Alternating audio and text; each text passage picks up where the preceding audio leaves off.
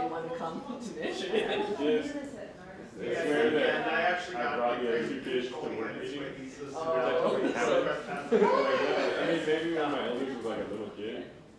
So they're jealous. Before they were born, and it's like, yeah, that makes a week of my life that I'll never get back. So like, yeah. So basically, once you get done with it, once you're advisor, exactly. That was part of it. then That you was have part of submit it. it to. Oh, 100%. Just publishes a whole article. Remind me of the timeline. I don't remember when you guys were It's a talking nightmare and a half because they are your second. most This is not my instances second. Okay, that's what I thought. Yeah. This So plan. I So you have to like, yeah. So you get back a couple times. I know it's all- I'm sorry, I didn't know the wedding like that in art because I was just like, Yeah, I I know. know. Well, After you talked you on see- Zoom, and that was like our first time in person. So I was like, Yeah, for sure. it took me a moment. Yeah, I mean, I definitely look a lot different than what not in Yeah, some well, I way. mean, with Zoom is always tough. You don't feel Yeah. But thank you for approaching it. Of course, it's always like nice to put a It was face so on it. cool. Yeah. Yeah. I went with Taylor Thank you for coming to Yeah, of town. course, excited. down to Bowman Green. Hopefully, Oh, nice. hopefully I do it well. This is the first time I'm good at this talk. Really? There's a lot of We'll see it. No one needs to know that. Yeah, well, I haven't like to seen be like the transparent. clips in when I was teaching in Colorado in 2017. Yeah. So I thought like I had seen all. I just figured, Totally different. well, since we got it Oh my worked god. out. Like the moon and the noodle stuff. I was champagne. Then I'll definitely It was Yeah. it was serious. It took a long time to get down here. Staff was the traffic. Yes, all the totality. Yeah, and like, I went there, I was like, hanging out with beer, which is all this perfect weather. We have like dark. yes. Regions. We're looking at kids. You can see the sun's corona. Have you been? Yeah. Yeah. Yeah. Back into it. That was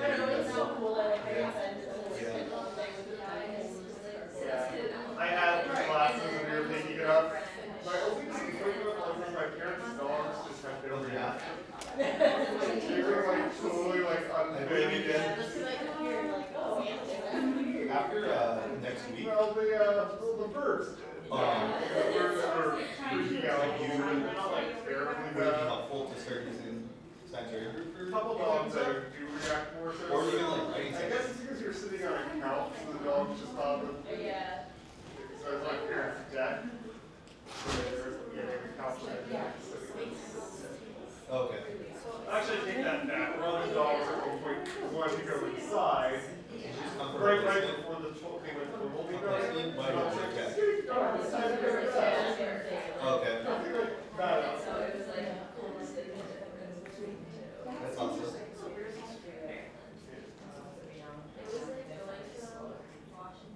Huh.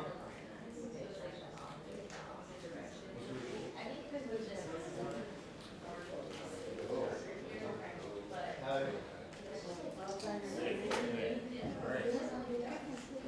So they're gonna be all. Yeah, it's like that.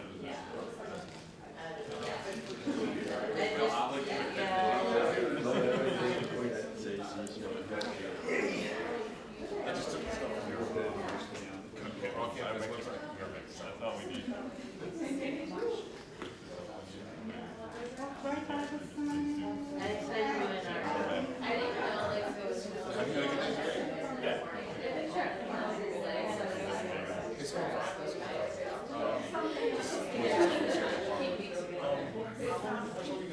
Hey, Sarah. Tell them about. How you doing?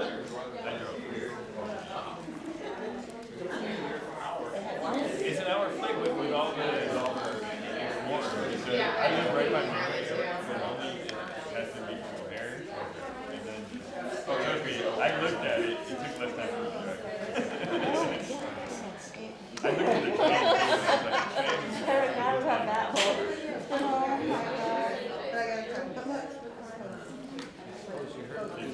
And it looked like. But she got her,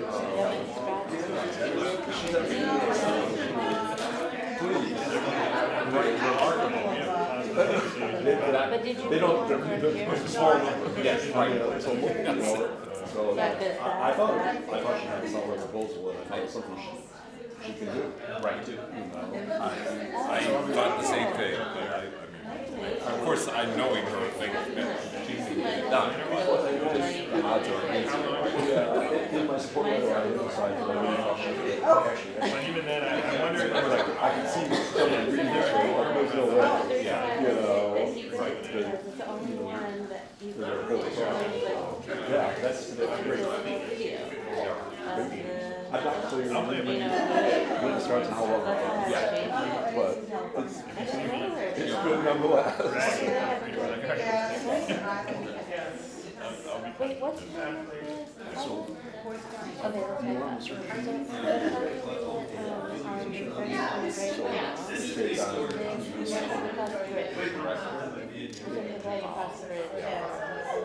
came back, but we didn't take the ferry over because the waves like it's not really open yet, and then we go, and we took the ferry to so she said that there's only like some big buildings, there's not a lot, and we kind of had a late start, but it was just fun. We stopped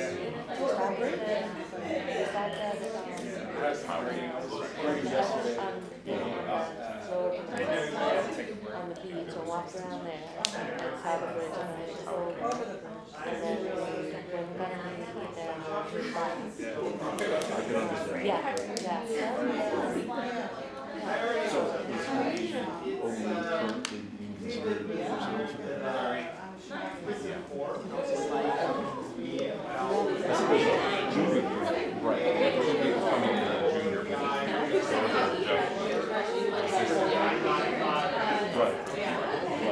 I was like double checking because I really married, but I might just be excited to see a friend. Sure.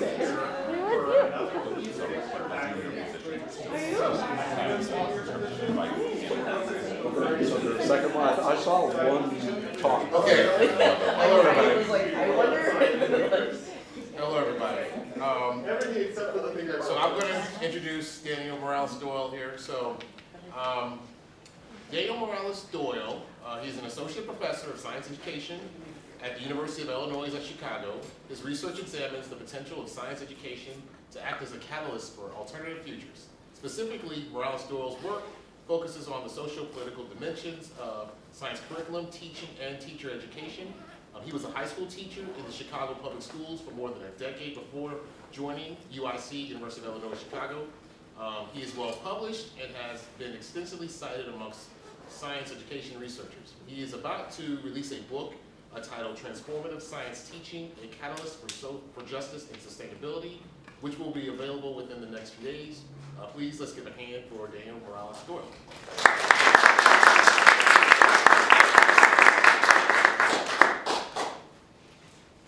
good afternoon, everybody.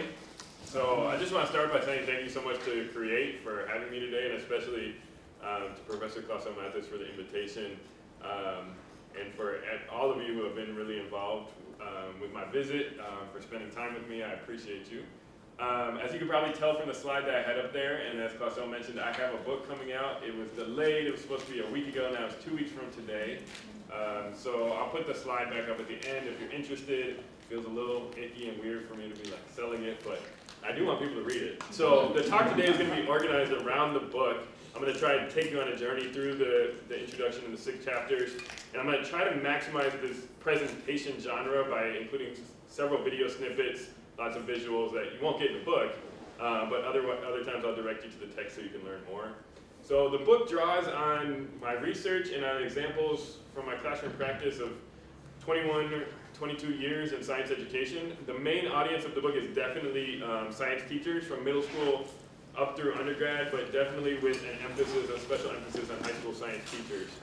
So for those of you whose work falls sort of outside of those contexts, I hope you can still find some good entry points in the work that I'm presenting today. Just sound check. Do I need more teacher voice? Is the mic good? How's the sound back there? We're good in the back? Okay. If I need to be louder, let me know. I certainly can be. As Clausen mentioned, I taught high school for more than 10 years, so I can do the teacher voice thing. I'm a little out of practice, though, I guess. So, have you all used these composition books as lab notebooks in science classroom? Right? I have a feeling with how digitized everything's getting that these are probably like going the way of the dinosaurs, but I still use them. I keep notes in them, I keep journaling in them, and so I actually start the presentation in my book with a journal entry when I was entering my 10th year of teaching back in 2012, right? And this journal entry is really about a very curriculum studies kind of question. That's what my PhD is in curriculum studies, which is what's worthwhile, right? So I wrote, entering into my 10th year of teaching, nothing continues to perplex me more than the various and multiple demands on curriculum, science curriculum, and teaching, right? So that's what this book is about. It's about what's worthwhile. What should our priorities be as science teachers, especially as science teachers who care about equity, justice, and sustainability, right? So with all due respect to science literacy, scientific literacy, which I think all of us in this room probably care deeply about, and all of us in this room probably have our own unique definition of. With all due respect to that, this one goal has dominated science education, despite everyone's attempts to elevate scientific literacy since at least Sputnik, but probably since World War II, and that's this metaphorical infrastructure, right, that we call the STEM pipeline, or it's come to be known in this century as the STEM pipeline. So in the book, I argued that we need to abolish the STEM pipeline. Even though I think the STEM pipeline is actually a pretty good metaphor for how we do science education in mainstream ways. I think science education is extractive, like the extractive fossil fuel industry, right? And so even when we talk about equity in a pipeline paradigm, we're talking about extracting talented young people from marginalized communities to put their talents to work for national economic competitiveness and national defense, right? And that's an extractive paradigm to me, right? We're treating young people as raw materials to be refined into human resources, right? And so I wonder, when we're extractive like that with young people, where does that leave their communities? Where does it leave them? Where does it leave our world, right? So those are the kinds of questions I'm trying to take up, right? So whether we act like what Glenn Aiken had called pipeline enthusiasts, or we're more about that scientific literacy, we can kind of also think of those two things as having a singular purpose to science teachers. We have been positioned as science teachers as promoters of our disciplines, right? Promoters of the scientific enterprise, right? And whether that's about building public support for scientific enterprise or that pre-professional education for STEM professionals, right? That's been our role, promoting the scientific enterprise. And we can see that in these kind of swag items that we find in a lot of our classrooms. I'm guilty of having some of these. And when I put that "I love science" no cap went up there, my 13-year-old, oh, he was mad at me. He rolled his eyes. Please don't do that. Please don't do that, right? But if we see our role as promoting the scientific enterprise, it's actually limiting our role, right? Because there's a lot of issues with the scientific enterprise. And if science teachers aren't asking their students to think about those issues and engage with those critical questions, then who else in their life is going to ask them to do that, right? And so if we, for example, as we teach about genetics, do we accidentally reinforce widely held false beliefs about racial difference or gender binaries, right? As we teach about the useful properties of chemicals, do we inadvertently leave out their environmental consequences in the way those consequences are borne by particular communities more than others? Right? I'm going to give a few more of those kinds of critical questions that I think we should be asking our science classrooms in a moment, but I want to contrast this swag with the swag of some science teachers who I'm really lucky to work with. And at the top you have my longtime colleague Nina Hike, who was a hero for me when I first started teaching in the Chicago Public Schools 22 years ago, and her shirt says, "Black lives have mass and occupy space." Right? And these stickers on the computer are actually the stickers on her current student teacher, our current MED student, Judy Escamilla. This is her computer, right? And what we see in these examples is these are teachers who are still encouraging their students to nerd out about science, but it's juxtaposed with more critical messages, right? And I contend that this is a fundamentally different stance to what it means to be a science teacher than someone who's just there to promote the scientific enterprise and pull students into the pipeline. So I'm going to zoom in on this one particular sticker that I really love. I think this was a really cool saying, right? Some people only dream of meeting their favorite scientists. I teach mine, right? But I know that so often in trying to educate our future scientists, our favorite scientists, we do that pipeline thing, right? And so what's represented here on the right, that's from, I think, the US Department of Energy, is that when we treat science education as a process of human resource refining, then we fall into this metaphor of the refinement of oil, which travels through petroleum, which travels through pipelines, right? And we separate students based on their perceived economic value, right? That's the way I see tracking, right? We're separating students based on their perceived economic value, and we know the patterns of who is perceived to have more economic value and who's perceived to have less, right? Because our colleagues have been writing in several ways about it for years, right? So here we have two very recent books by fellow UIC grad Ebony McGee, and also a new book coming out by Maria Ong. But that book by Sandra Harding is way older, right? And I'm gonna bring that one back up again in a moment, but these first two are definitely new titles that I recommend, right? So even when students are successful in the hostile environments, like the ones that Ebony documents in her book, we have to ask ourselves, to what ends? What good came out of them being successful in those environments, right? And that's what one of my former AP chemistry students, Christina, was thinking about when she said, I could go get my degree in chemistry, which she started to, she changed her mind. And I could do something horribly, horribly wrong with it. I could go work for a polluting industry, or I don't know, a chemical manufacturing industry that exploits workers and dumps their crap in the river, right? And so one of those kinds of companies that Christina was talking about made this promotional video that I want to share with you today, right? And I just want you to think as you're watching this short advertisement, what it says about science education and what it says about this idea of pipelines. America's oil and gas moves through 2.5 million miles of underground pipelines safely. But what if those pipelines were gone? We would need 90,000 more tanker trucks or 27,000 more rail cars every single day just to meet our energy needs. So, do you want this, or this? We move America's energy. We are Energy Transfer. Okay, so that's a company founded by 2 billionaires. America's... And so the thing about that video is, I find it funny because they're not really asking us to imagine a world without pipelines, right? They're giving us a false set of choices between this, or this, right? And that kind of false choice is what you get when you limit the points of view and the kinds of questions that are considered appropriate in science classrooms, right? So in his famous book, Pedagogy of Hope, Paulo Freire railed against that kind of disciplinary boundary enforcement. Right? He said, and let it not be said that if I'm a biology teacher, I must not go off into other considerations, that I must only teach biology, as if the phenomenon of life could be understood apart from the historical, social, cultural, and political framework. As if life, just life, could be lived in the same way in all of its dimensions in a favela or a cortiço, as it is in the prosperous area of Sao Paulo's gardens. If I am a biology teacher, obviously I must teach biology, but in doing so, I must not cut it off from the framework of the whole. Right? Beautiful quote, really hard to do. This is actually really way more complicated than I initially thought it was 22 years ago when I started teaching science, right?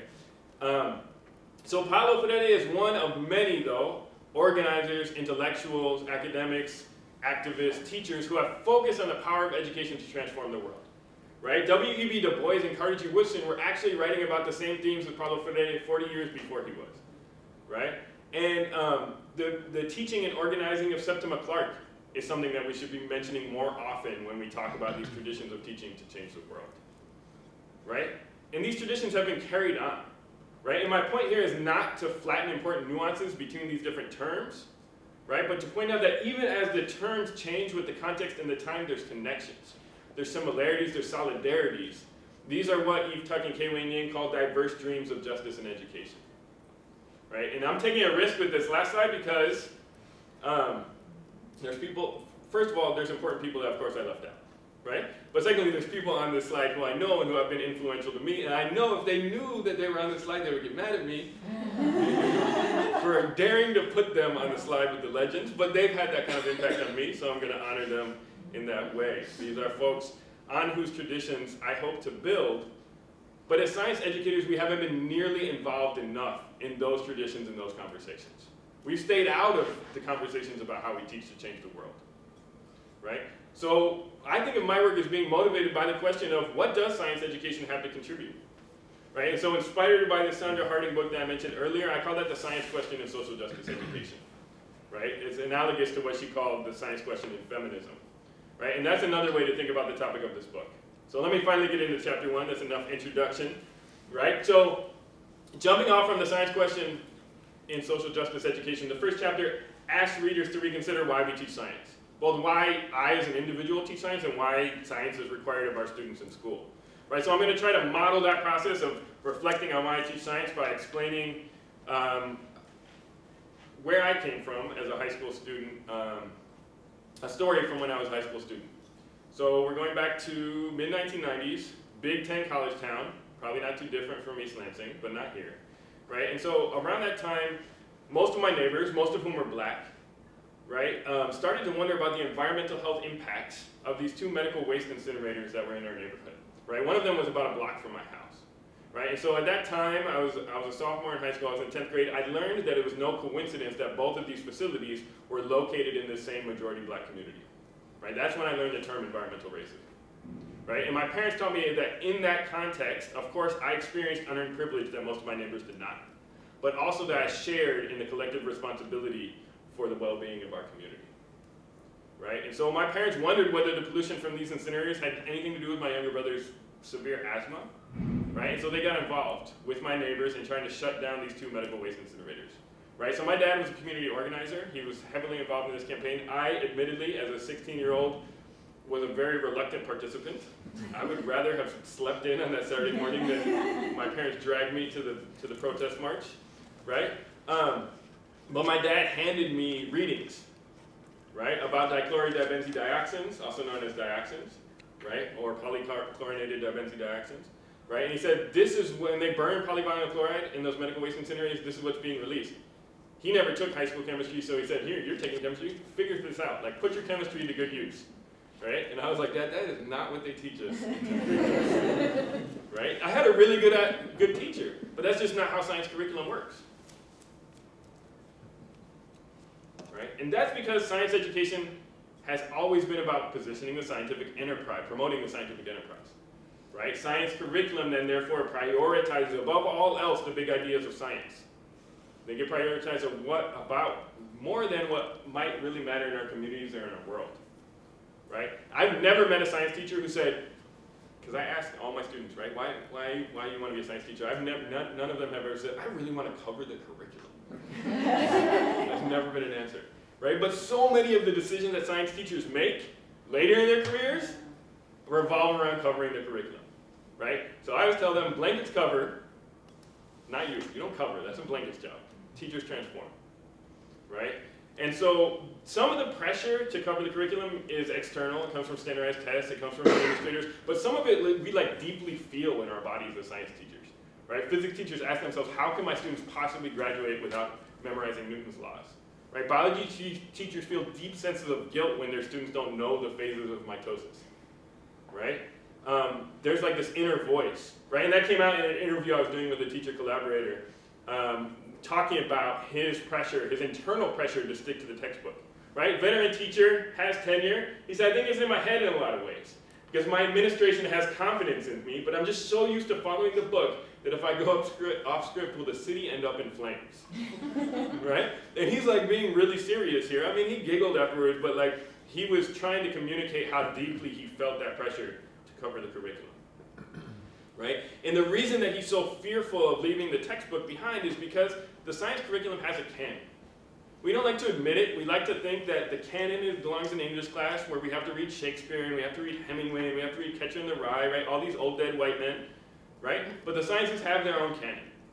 And it's no less arbitrary, it's no less problematic, it's no less racist, it's no less sexist. In fact, it might be more so, right? Take, for example, this guy, right? Carl von Linné. Biology students often learn that he's the one responsible for the binomial nomenclature, right? Which made Greek and Latin sort of the languages of science, right? And that was no coincidence, because he was hell-bent on a particular Eurocentric story of his field and of the world, right? So even more troubling, and there's another way I would argue that binomial nomenclature is actually not that innovative or important anyway, but maybe that's for another day, right? But even more damaging was his contribution in his most famous work, the 10th edition of Systema Naturae, right? Where he pretty much invented scientific racism, right? Even the society that is named after him admits that he was probably responsible for the earliest written account of dividing humans into subcategories that don't really exist and then assigning hierarchical value to them. So he invented that. And yet, in biology classrooms all around the United States, he's celebrated. Right? And that's an example of how the canon constrains our thinking, right? But we can disrupt it, right? And I discourage folks from disrupting it through the inclusion of one black scientist in February or one women scientist in March. That's tokenism, right? But I'd rather that we tell a totally different and more accurate set of stories about how humans built knowledge of nature, right? And so I'll illustrate this with an example from my discipline of chemistry, right? Think about acids and bases, right? In most chemistry texts, we get 4 dead white men's names connected to it: Arrhenius, Bronsted, Lowry, and Lewis, right? This clip is from the AP chemistry textbook that I used to have in my classroom, right?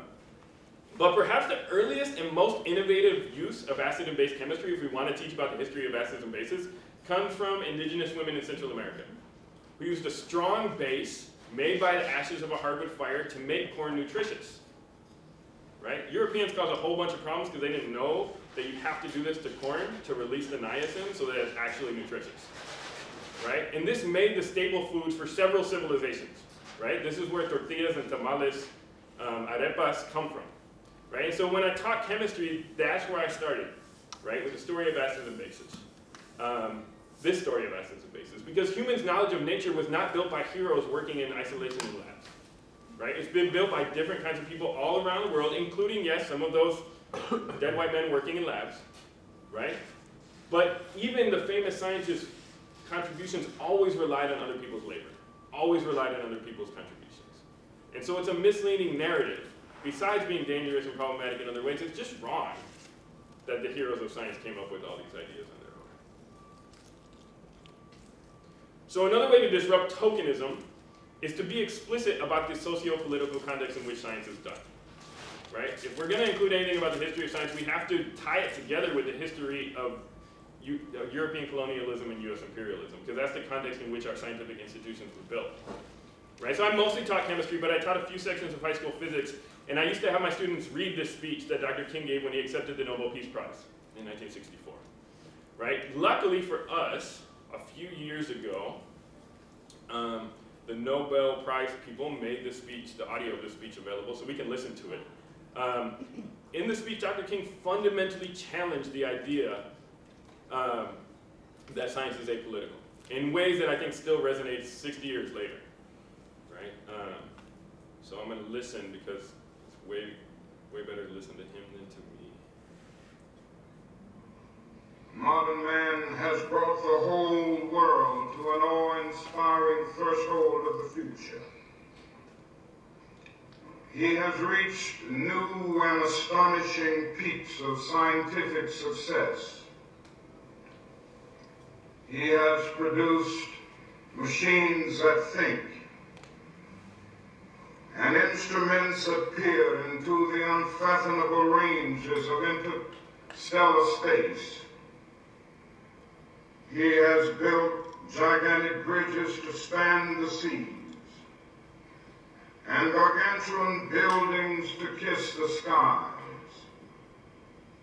His airplanes and spaceships have dwarfed distance, placed time in chains, and carved the highways through the stratosphere. This is a dazzling picture of modern man's scientific and technological progress. Yet in spite of these spectacular strides in science and technology, and still unlimited ones to come, something basic is missing. That is a sort of poverty of the spirit, which stands in glaring contrast to our scientific and technological abundance. The richer we have become materially, the poorer we have become morally and spiritually. We have learned to fly the air like birds and swim the sea like fish. But we have not learned the simple art of living together as brothers. Okay, And so Dr. King in that speech is raising more of those critical questions about the scientific enterprise that I talked about earlier, right? Do we acknowledge the role that physics and engineering play in waging unjust, violent, and imperial wars? Right? And we can extrapolate some questions. Does our curriculum imply that our Earth is a rock full of materials for human consumption, or is it something more sacred and more important? Right? In the present context, as we marvel at the effectiveness of vaccines, right, do we also caution about the disaster of synthetic opioids that the same pharmaceutical companies have produced? Do we question their profit motive in terms of how they distribute vaccines around the world? Right? I think these are the kinds of conversations that are vitally important in science classrooms. Right? And I understand that it can be really scary in the present environment when we have an anti-vaxxer and a climate change denier running for president, right, to challenge the scientific enterprise. Right? But I have faith in young people to be the kinds of sophisticated thinkers that maybe those politicians are not. Right? And so when I think about young people as sophisticated thinkers, I think about teaching transformative intellectuals. Right? That's how I think about my students. Right? And so chapter 2 of the book is really about reconsidering who we teach. And there's this phenomenon that's captured in these memes. It's a really toxic cycle of adultism that we have in our society where every generation looks down on those coming behind them with a deficit lens. Right? And so some of these memes are actually poking fun at that practice where others are kind of wrapped up in it. Right? But in a more serious, it's really funny. Like those of you who taught high school, like I was the first day of 10th grade, kids are like, have you seen the 9th graders this year? They really don't know how to uphold the values of school. I was like, that was 3 months ago. Right? And so we all do it as we get older. Like as the older I get, I have to fight against the tendency to look at my own children and be like, get off the screen. I didn't look at screens when I was a kid. I was the first generation to be addicted to video games, right?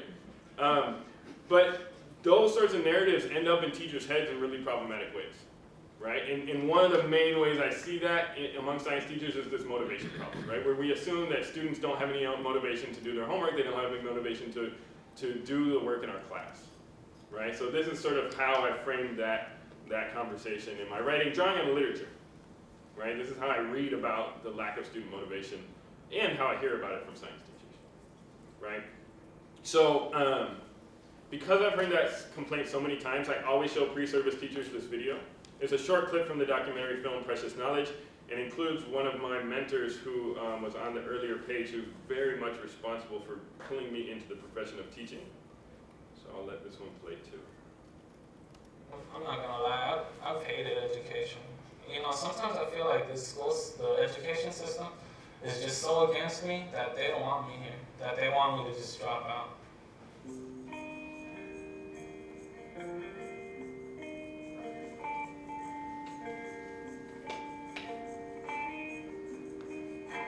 What I notice, especially in regular history classes, is students who really just don't give a shit about what they're studying historically. I mean, their relationship to learning is just kind of dysfunctional in general. And it's not of a particular ethnicity, but they are lazy. They are unengaged. They really are. Learning has just become irrelevant to their lives completely. They're just damaged. They're culturally damaged. So step one is to identify the problem. And I think the way that you cast kids is so funny, because if you read the literature historically, it's exactly the way they talked about you when you were a kid. It's exactly the way they talked about me when I was a kid. Right? We were apathetic, we were disengaged. The same narrative about the deficiency of our children has run the history of public schooling in the United States. And we just changed the way we explain our inability to engage kids. Right? There's nothing wrong with kids. I've never met a kid with a dysfunctional relationship to learning. I've met a lot of kids with a dysfunctional relationship to school. You can probably see some of where I learned what I do. So a video that challenges this idea that students are not motivated to learn science, right? It challenges the way we frame our problems as teachers, right? So actually, before I showed this video, I had my pre-service teachers write a short reflection to keep privately to themselves about their most frustrating class, right? And then we watch the video, and then we look at the expansion of this table, right? Let's reframe the problem as existing in the structures of schooling instead of as existing in our children, right? The problem is school, right? And a specific sub-problem of school is the science curriculum that neither reflects students' lives nor gives them opportunities to project the worlds in which they want to live in, right? And so one way to learn about how to reflect students' lives in the curriculum is what I call the Funds of Knowledge essay, of course, drawing on the work of Norma Gonzalez and the late, great, recently deceased Luis Moll, right? And so I use this assignment with high school students. I've used this assignment with pre-service teachers. I've used this assignment with doctoral students, and I introduce it with an example from my own family, right? So my grandfather Morales, he was from a Spanish-speaking community in Louisiana called Los Isleños, right? And he came to Chicago in the 1930s during the Great Depression for better opportunities than he had there, right? And when he got to Chicago, he worked in a meatpacking plant. But he had kind of a funny job in a meatpacking plant, right? He was a laborer. He was likely not viewed by society as having a great deal of scientific knowledge, but my mother, who's the youngest of his 11 children, fondly remembers her dad bringing home bubbles of glycerin, right, home from work, right? And the reason he brought home glycerin from work is because his job at the meatpacking plant, right, was to take the excess fat from all the animals that they slaughtered and to treat it with a strong base, right, sodium hydroxide, potassium hydroxide, to make soap. He did the saponification reaction. That was his job in the meatpacking plant, right? These are the meatpacking plants written famously about in the jungle, right, Upton Sinclair. So glycerin, relative to soap, is not worth that much money, so he could bring bottles home, right? And my mom, he would show my mom how to mix them with dish soap and make really cool bubbles, right? And that was like one of it. He died when she was 6 years old, so that was one of her really fond memories of her dad, right? And so that's the kind of funds of knowledge. My grandfather knew a great deal of chemistry, right? We teach this concept in chemistry classes, right? But he wouldn't be looked upon as somebody who had funds of knowledge to contribute to his daughter's education, right? And so all of our students have stories like these in their families, right? So in the funds of knowledge essay, basically ask them to find those stories and bring them into the classroom, right? And like I said, I've started all kinds of classes from 10th grade chemistry to doctoral seminars with this assignment, right? And so in giving this assignment to students over many years, right, I've learned a ton. And I haven't just learned a ton about how to make connections between the curriculum and their life. I've learned a ton of chemistry.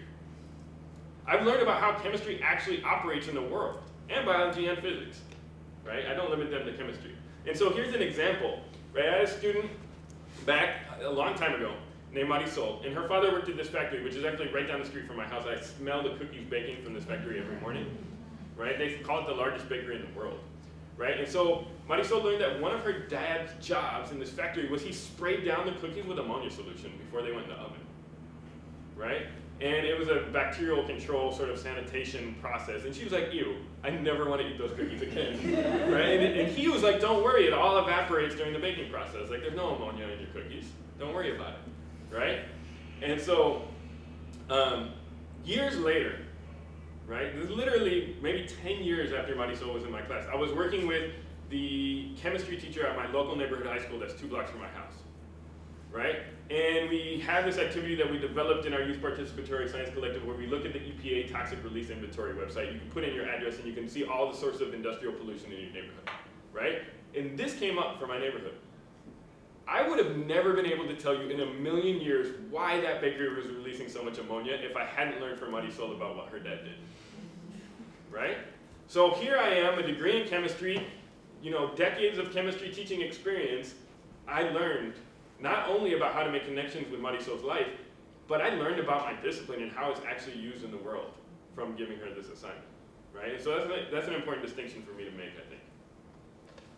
Okay, now, I'm not trying to paint a picture of these approaches to teaching as Alberto Rodriguez would say, like rainbows and unicorns, right? This won't make your life as a teacher easy, and not all students will respond to curriculum in the same way, and that's actually really, really healthy, right? I've learned as a parent to interpret a great deal of my students' resistance as a healthy thing, right? As a sign of good development, right? As painful as it can be sometimes, and it was pretty painful when on my very first day teaching at a community school that was founded by a social justice struggle, and we were charged by the community as teachers with carrying on the values of that struggle in our curriculum. But Ramiro got the survey I gave him about what social justice means, and he slammed down that desk, and I'm sick of all this social justice shit. And I was like, oh, That is rough, right? And so other students sometimes express that resistance in more subtle ways, right? So we have Jackson here, who was really good at science. He went on to major in physics, right, in college. And he said, even though you introduced the problems in this kind of real world situation, I can see why that's helpful. Even though you did that real world connection on the problem set, I just ignored all of it and focused on the facts and worked the problem out. Right? So mainstream science education is made for Jackson, and when I tried to do something different, he just remade it back into mainstream science education. Right? Okay, Jackson. But then he went on to college, and he said about how the way we taught science at our school made him think about the connections between physics and his community. He said, I can still even though I'm studying phenomena that are light years away, I can still impact my community and my society. And that's profound. Like when we think about the research that Juan Garibay does, that STEM majors are way less likely to feel any kind of socio-political involvement in agency, right? And that it gets worse the longer they stay in STEM, right? And so this kind of stuff is important. And so I would argue that usually, since mainstream science education is made for students who think like Jackson does, usually when I talk about my work, folks think it's for those disengaged kids. Sure, I care a great deal about the disengaged kids. They're disengaged for a good reason. But I think it's actually even more important for kids like Jackson to learn this way, right? Because they're the ones who end up in the STEM pipeline, right? And we have lots of examples of what happens when folks in the STEM pipeline don't get an education like this, right? And so this little device right here is a good example, or a bad example, I should say. So this is a pulse oximeter, right? You've probably had one on your finger at some point. It measures oxygen saturation in your blood by sending visible light through your finger and detecting how much comes out on the other side. Now the problem with this little device is it was invented and calibrated by folks with light complexions who did not consider the basic fact that there is diversity in human skin color in the world. And so they calibrated the devices in the software that runs them on all people who look like them. Not accounting for the fact that they're using visible light, and melanin absorbs visible light. And so this is like that one time that cliche saying about, you know, we have different skin colors, but we all bleed red, is like really true. But they didn't even think about that, right? And so on one hand, this example shows the absolute necessity of representation in the STEM pipeline, that is really important. Don't hear me as railing against the pipeline and saying that representation doesn't matter, because it absolutely does, because someone with a darker complexion would be much less likely to make this stupid mistake. But it also, we cannot let the white scientists and engineers, and biomedical engineers who did this off the hook. Because they would have never designed a device and failed to account for other forms of human diversity in the same way, right? This is like failing to account that people are different heights when you're designing something, or people are different weights, right? Or that people have different blood types. They would have never forgotten about those kinds of things. Right? So this is really an ideology of white supremacy that's deeply inculcated in our system of science education coming out, right? And so we can't let those, we need representation, and we can't let white scientists off the hook. And we need to examine what kind of science education they had that let them make that mistake, right? So the pulse oximeter story is just one example of what I like to call in my writing social justice science issues. And that's what chapter 3 of the book focuses on. It focuses on kind of two processes: how teachers can identify social justice science issues, and then how can they work to define them in dialogue with their students. Right? And so the first and most important way to identify social justice science issues is really simple: listening to students. Right? Most important, easy way. Right? And so I'll give you an example of how this can come together in kind of unexpected ways. It requires a little bit of creativity, but mostly listening. Right, so when I was teaching in the Chicago public schools, unfortunately, a story I heard way too often is what the New York police call stop and frisk. Right, Black and Latina students being stopped for no reason on their way home from school by police, right, harassed and often accused of being in possession of illicit drugs. Right, they were being profiled, stereotyped, criminalized. Right, and at first I had nothing to do with another set of common stories and questions I got, which is questions about prescriptions. Right? And so, especially in immigrant communities, young people are often the best English speakers in their family, and so they often accompany relatives to the doctor's office to translate. Right? And so I frequently got young people coming to me and saying like, my grandmother or my mother got this prescription, can you tell me about it? I'm like, oh, I'm not a medical professional. I'm not about to give you medical advice. That would be a very bad idea. But I got so many of those questions because pharmacists and doctors are intimidating, right? They're intimidating for me, let alone a 15-year-old who's translating for their grandmother, right? And so I realized like I'm the most approachable science expert in their life. So I have some level of responsibility to prepare them for these kinds of situations, right? That's part of what science education, that's part of that scientific literacy part, right? And so I started to realize that both of these stories and those questions are about how we think about the chemicals that we call drugs, right? And that actually learning some chemistry around drug development could help students with both of these issues. It's not going to stop the police from harassing them, but it might help them analyze the political environment in which the war on drugs has happened, right? And contrast that with the way prescription drugs work, because as we know from recent events, you know, the way the opioid crisis has unfolded recently has really changed the way people think about these intersections in the last few years, right? So that's one example of how listening to students is really important to identifying social justice science issues. Here's another one, engaging with parents, families, and community organizations, right? So when I was hired to teach at the school I mentioned before, it's founded by a community struggle. We were charged with teaching in the tradition of that struggle. And in the neighborhood of the school was this really awesome organization called the Little Village Environmental Justice Organization.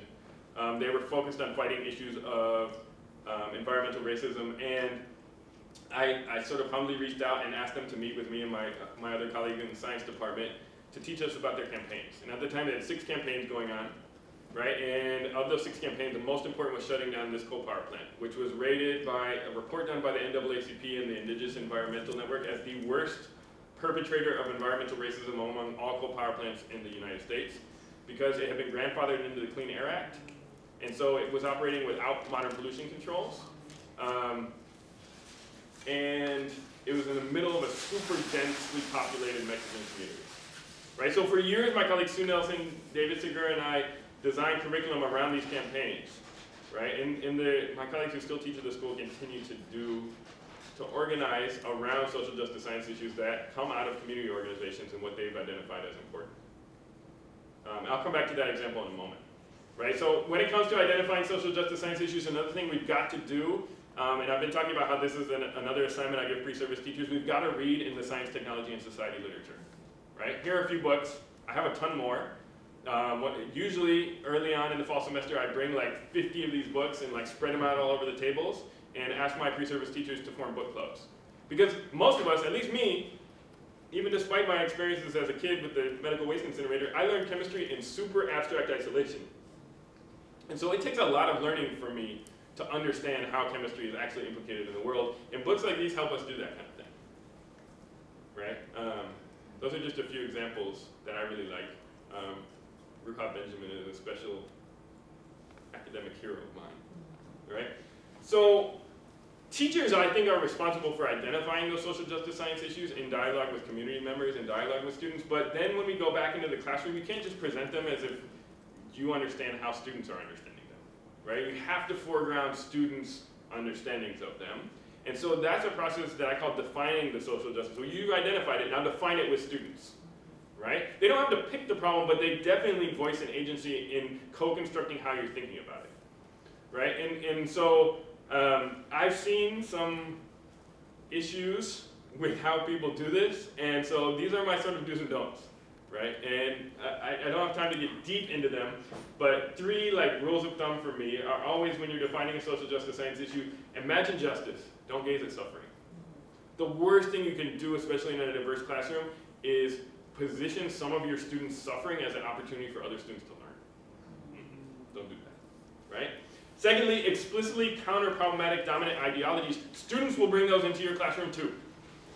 They've been breathing all of the smog that the rest of us have been breathing too, and they will sometimes bring them in, so you have to work to explicitly counter them. It's not true that there's 2 sides to every story. There are dominant narratives, right, that we need to challenge. That's not an equal voice in the conversation, right? And then finally, interrogate systems, not individual behaviors, right? So like, your individual behavior as a consumer, for example, does not change anything. Participating in a boycott might, right? Your food choices as an individual is a wrong way to understand sort of systemic issues of food justice. Look at the food, the big agribusiness, the food conglomerates, look in that direction. Okay? So I'm gonna take another pause from talking to show you one more video. Is this my last video? Yeah, and this one's quiet. So this is another clip of a documentary that I would show students in the high school classroom too. It's from this documentary right here. I'm going to show about 4 minutes of it, if that's okay. Maybe I'll stop early in a minute. We were here at home. Mitchell brought the paper home as he does every day. We both read it about 2 or 3 times in disbelief that uranium mining is to begin in Crown Point and Church Rock. They're starting up again. From here you can see the old town of Crown Point. Mitchell and Rita live just below the water tank there in the distance. And as you can see, very, very close to where the Hydro Resources Incorporated plans to put the uranium mine. Without any public hearings, the Nuclear Regulatory Commission granted permission for the deadly carcinogen to be mined right next to Crown Point schools and churches. I don't understand NRC, the United States government, why they could do this again, why they would have mining like this near our community.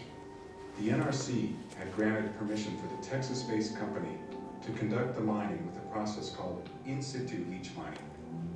The mining company intends to inject chemicals down into the aquifer next to the community water supply. Those chemicals will leach or strip the uranium off of the rock into the aquifer, creating basically a toxic soup. Rita started to ask me questions, isn't this what you have worked before, this kind of mining, in-situ mining? I said, yeah. Mitchell worked as a lab technician for Mobil Oil in the 1980s. Mobil was doing a pilot project with the in-situ mining west of Crown Point. I work in the lab with the engineers, and no matter how hard we tried, we could never get all the uranium out of the water. We closed the project. This is what made me start thinking about the environment, especially our water. We talked about having a community meeting. And we decided to do something about it. We put an article in the newspaper. We're tired of it. This time they're not going to walk all over us like they did then. And we started to organize a community group. We finally came up with our name, INDOM, which stands for the Eastern Navajo Diné against uranium mining. It was really funny, you know. Mitchell and I were never been involved in politics or anything like that before. You kind of created the public awareness. And that's what, you know, people are wanting. They're wanting information. We tried to talk about facts. HRI is feeding them the wrong information. I started to drive around, you know, in our community. I felt like I was like over here, you know, trying to, here comes the mining. I'd like to turn the floor over to Mitchell Capitan, the founder of INDOM.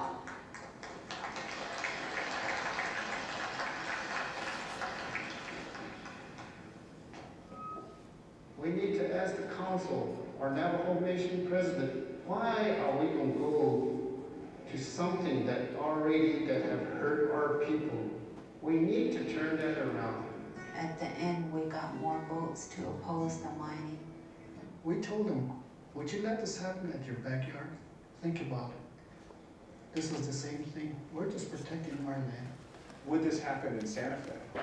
Would this happen in Manhattan? Would this happen in San Francisco? No. I think this is a case of environmental racism.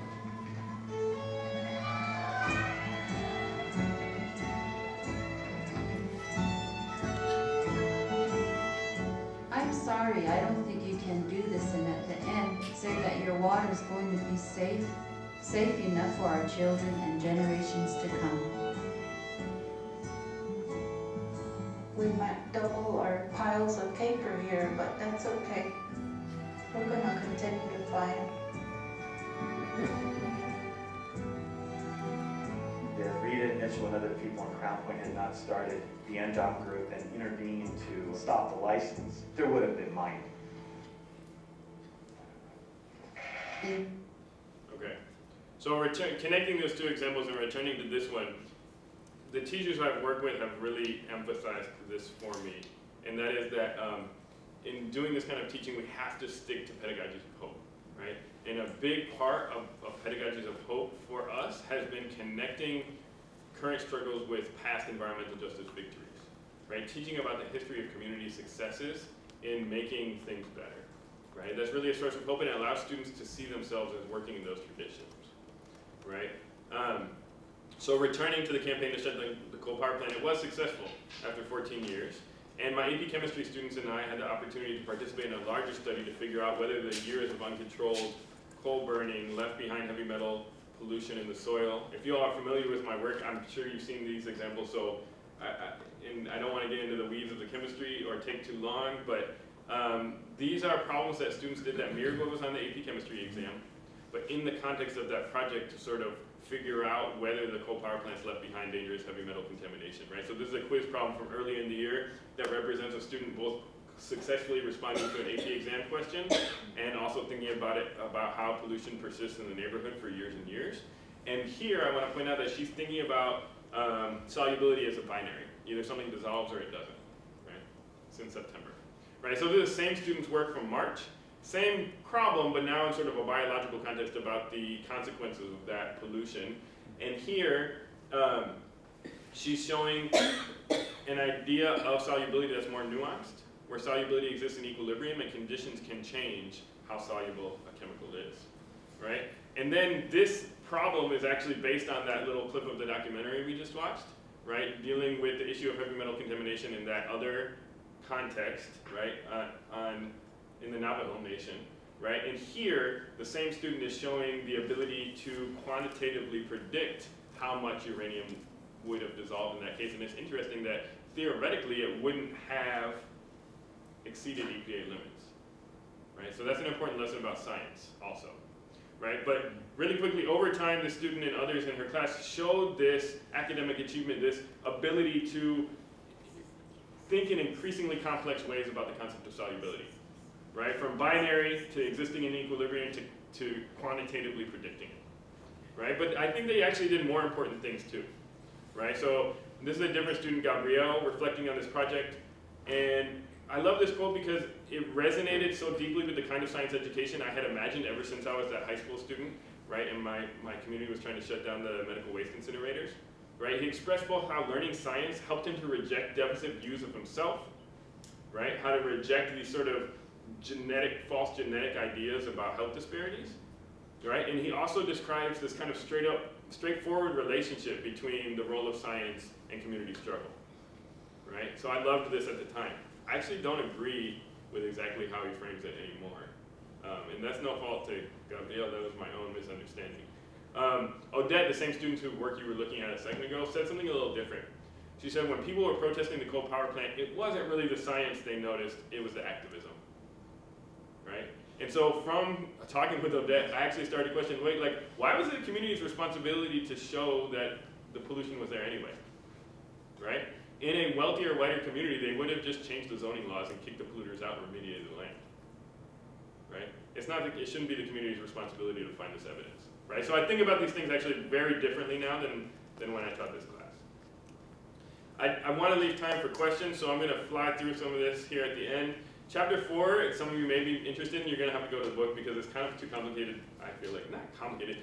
I don't have time to get into the details of how we do assessment, right? And how we do very traditional teachery things like backwards mapping, right? But we backwards map from a senior level capstone project called the Fire Project, where students are assigned to address an issue where there's a fire that burns inside them about it, and they can draw on any of their content area courses to do that. If you're gonna ask students to do that as seniors, you have to scaffold and backwards map how you get them there, and so we used to do a sophomore capstone project in chemistry class that was thought of as the halfway point. And I also backwards mapped to that sophomore chemistry project, right? This is an example curriculum map of a unit on metal extraction, the metals that are used in technologies. You can't see the details here, but I just wanna point out that about 40% of this unit was teacher created. It's impossible to build all these materials from scratch. And also, I think teachers have to be curriculum developers, but you'll notice that the things in yellow or the things in green are standard, kind of widely available, widely used science activities that you can find in actually lots of different science textbooks.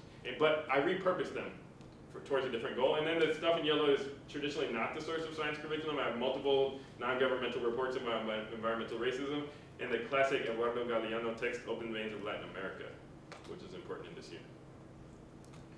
So, I say I'm going to do time. How true am I going to hold myself to this? Let me show you this really quick, okay? This is interesting. The high school teacher at my neighborhood high school texted me this image, right? This is their high school baseball program. Varsity baseball game. You have the varsity baseball roster on one side, and you have this advertisement on the other side, right? So it's generating revenue for the baseball team, right? Let's zoom in. The Chicago 71st Street site produces inorganic chemical catalysts that are used in the petroleum refining and specialty petrochemical industries. I don't know if they thought they were just being really transparent, or if somebody in the neighborhood wanted to buy some inorganic catalysts. I don't know why this is in the high school baseball program, right? To be very honest. But it connects back. Remember the ammonia? This is the source of that molybdenum trioxide, right? And so this connected the dots for us. Me and the teacher I'm working with, this is 2 blocks, the school is 2 blocks from my house, and so the teachers, students did this study on this plant, which has a really interesting history too that we're writing about. But this is a really good example. That's their sampling, soil sampling map, because they want to see if that molybdenum pollution ended up in the parks and the green spaces in the neighborhood, right? And so this is a really good example of an NGSS practice, right? Planning and carrying out an investigation in community context, right? And so I'm really proud of the work he did. Now, I just want to make this contrast, because one of the innovations of the NGSS, which I think is really important and pushes the field forward, is that they put phenomena at the center of curriculum, right? What I think isn't done so well in a lot of curricula is that phenomena happen in context, right? Cultural context, historical context, political context. What I think is even more important to think about is how all of science happens in these contexts, right? Not just the phenomena. And what I mean is that disciplines are not just ideas, practices, and cross-cutting concepts. Disciplines are made up of people, the practitioners, but even more than that, disciplines are made up of institutions, right? Those institutions include universities, like this one. They include funders, like the NSF, and they also include corporations, right? So in my neighborhood context, right, where my neighbors are 84% Latine, most of the folks have roots in Mexico, right? This is arguably where the practices of chemistry are most taken up, more than anywhere else, right? And if students don't ask questions about what's going on inside there, then where, in chemistry class, where else are they going to ask those questions, right? But the NGSS don't exactly ask them to ask those questions, right? They ask them more to do the kinds of things that are done inside the building, like refine the design of a chemical system by specifying and changing conditions that would produce increased amounts of products at equilibrium. Not think about all those products you're producing, what are they doing to the neighborhood, right? So I'm going to fly through a little bit here. Basically, this is a typical chemical corporation that pays lots of money in fines for all of the terrible things they do. And I'm suggesting zero conspiracy here, but I think it's important to think about how this industrial view of chemistry ended up in a standards document that was funded in part by DuPont, who was sort of like the grandfather of companies like this, right? DuPont, between here in Chicago and East Chicago, Indiana, DuPont just had a $26 million claim of a site where they made toxic pesticides, right? So I just want to make the point that social justice science issues are kind of like socio-scientific issues, but they have these 2 additional criteria. They have to be locally meaningful, and they have to be understood in larger historical, social, and political contexts, right? So I actually don't think of social justice science issues as phenomena. I wasn't clear on this when I first started writing about social justice science issues, but I'm clear now. They are generative themes, and themes are bigger than phenomena, right? And there are problems with thematic science curricula when they're scientific themes. But these are not scientific themes, these are community themes. And that's an important difference, right? So one of the key differences between phenomena-based instruction and justice-centered science pedagogy is in phenomena-based instruction, we want those gapless explanations, right, where science explains everything. In a justice-centered approach, we embrace those gaps. We want students to explicitly grapple with, like, science can't explain actually all that much, Sometimes it's useful in our movements for justice, sometimes it's not, right? That's a view we call epistemic humility, right? So closing out really quickly, if we abolish the pipeline, what do we use? I want us to use a different metaphor, a catalyst for alternative futures, right? And this is my chemistry nerd coming out, where catalysts allow changes to occur more quickly under conditions that are less harsh and towards different outcomes, right?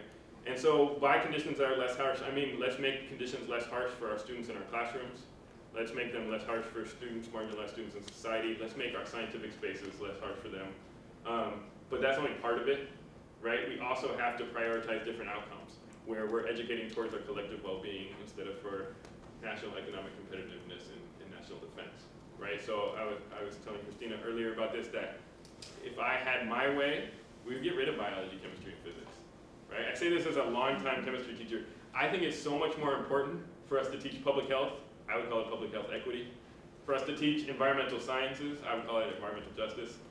To teach a critical science, technology, and society class, and to have students involved in community engaged capstones at the end of their education, right?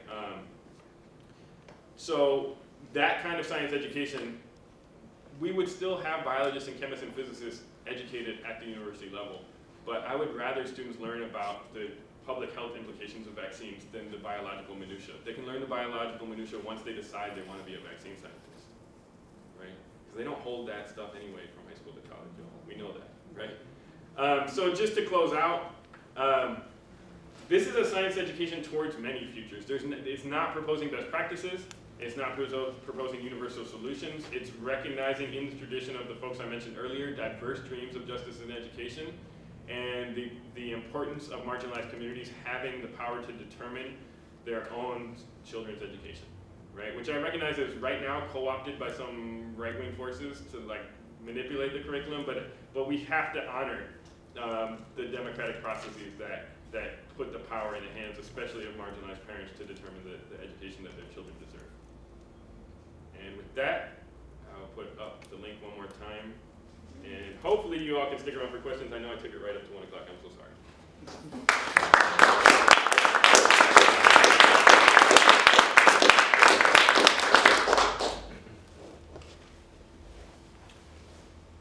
Yeah, we'll go here and then. Go ahead with that. Okay, oh, sorry. Yeah. So I feel, so I work with pre-service teachers and trying to do social justice science teaching, a lot inspired by your work, so thank you, first off, this is awesome. Thank you. One thing that I keep on running into, especially when pre-service teachers go into their internship year, is that there's this almost like jarring experience of looking at all these things that we're hoping to do with social justice, and then recognizing and seeing the actual system play out as it is. And so I'm wondering if you have any tips or ideas of like how you have successes that you found in supporting teachers and like being able to maneuver through that and still get towards the social justice stuff without getting caught up in the system view. Yeah. That's a really excellent question. I'll point you to 2 pieces of writing. One we did, it's called Access, Dissent, Equity, and Access, Dissent, Ethics, and Politics. And it's about like this dance we all have to do or this negotiation in which we all have to engage of trying to teach for equity and justice in a school system that's set up to do exactly the opposite. Right? We have to be nimble. We have to, sometimes equity is this thing, sometimes it's that thing. It depends on the situation.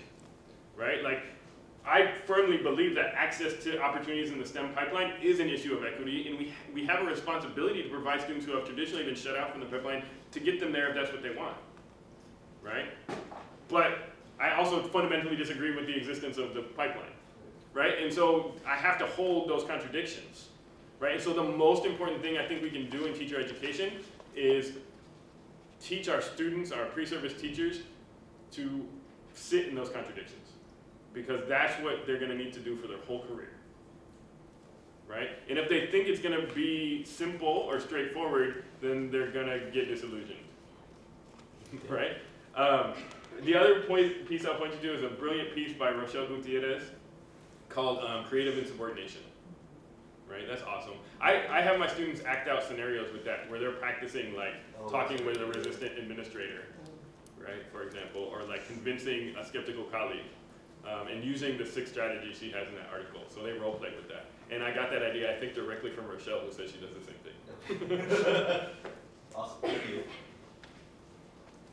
Okay, so I was going to talk about the same type of thing. I invited my students here who are emerging educators, and so you had talked to me earlier about like, okay, after 10 years I established this thing. So can you impart your brilliance on them? Like from the get, like what about getting into the community took you 10 years? Like how do we Cliff Notes that? Yeah, so yeah, the coal power plant project was literally the realization of like 10 years of trying to pull that thing off, right? And so part of the work I've done at the university is to try to make it so that like other teachers don't have to take 10 years of like frustration to get there. But you're not gonna do it on day one either, right? And part of what we learned about supporting teachers to do the work, number one is the importance of those networks, right? So part of what took me so long was finding a scientist who would help me. I needed access to $50,000 instruments to that project that we definitely didn't have in a high school lab, and I didn't know how to operate. And honestly, I didn't even know existed when we first started because they didn't exist when I got my degree in chemistry, right? So I needed scientists. And it was actually the community organization, after 7 years of building good relationships with them, who put me in touch with the scientists who they were working with, right? And so point number one is like building those networks, right? Community organizers, teacher colleagues, young people, scientists, like we all gather together to do this work. And that's part of what facilitates it. The other thing that's emerged from our group as like super, super important is learning historical context. Learning the historical context of the neighborhood, learning the historical context of the relationships between science and industry, and learning the history, as I mentioned, of environmental justice victory so that we can stick to pedagogies of hope. So speaking about history, so I am in social studies and science, and so your work is incredible. I feel like I see so many potential opportunities for social studies involvement. And when you're, speaking back to your work, you collaborated with science teachers. Was there any collaboration within, like, with the social studies teachers or anything like that? Yeah, the best example of that I'll point to is two things that my closest collaborator has done. Her name's Alejandra Frausto Aceves. And so she actually, at her school, when she was an associate principal at an alternative school, led a process that comes out of when Paulo Freire was superintendent of the Sao Paulo schools in the late 80s and early 90s. He called it the study of reality, and it's an organized effort to identify generative themes with parents and students and community members that then to become the basis for transdisciplinary curriculum. He called it the interdisciplinary project, right? And it's in a really cool book by Ocadiz, Wong, and Torres. And so she took that, Alejandra, as the leader of the curriculum at her school, took that process and did it in her school. And that was really cool, because then it's math, it's history, it's social studies, it's English. The fire project that I talked about also briefly was across all disciplines in our school. The whole senior team worked on it, and then the whole sophomore team worked on the sophomore capstone. The other example that Alejandra did, she became the leader of service learning and project-based learning for the whole district. And so she organized professional learning communities that were at least one science teacher and one social studies teacher from a high school, and the same from feeder middle school. Okay. And together that group of 4 planned interdisciplinary, they call them inquiry to action projects, which are very similar to youth participatory science projects. And so that was a really cool model that was across the whole city of Chicago. And I think it's still going, that specifically targets science and social studies together.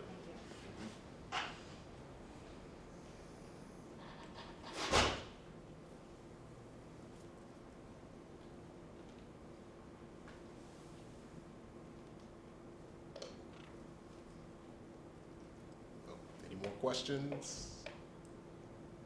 All right, so let's give Dr. Morales Doyle a round of applause.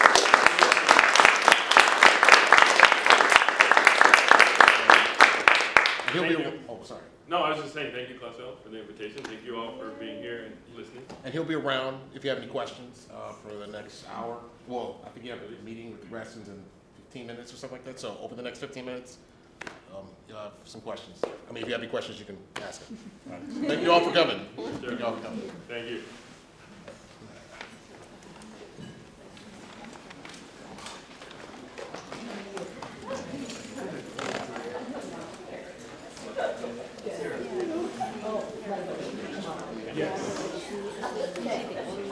liked it, of course. Bye.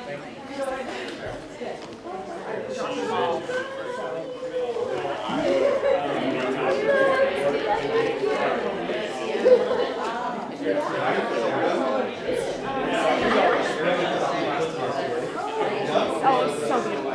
Spent a solid 6 hours in the car together. Or your car, hopefully. Or your car that's barely rolling along still. I just want to say hi.